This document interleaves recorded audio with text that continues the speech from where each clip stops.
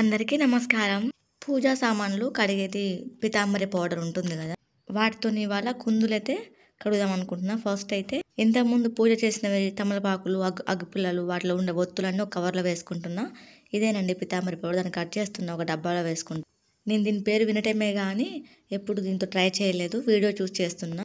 మంచిగా షైన్ అయ్యాయి, కాకపోతే ఒకటే నాకు నెగిటివ్గా అనిపించింది. అది లాస్ట్లో చెప్తాను.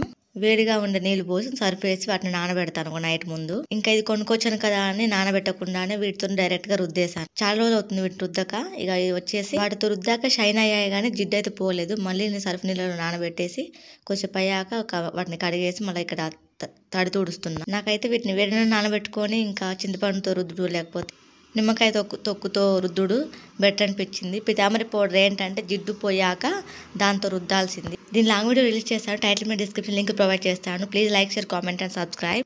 Thank you friends.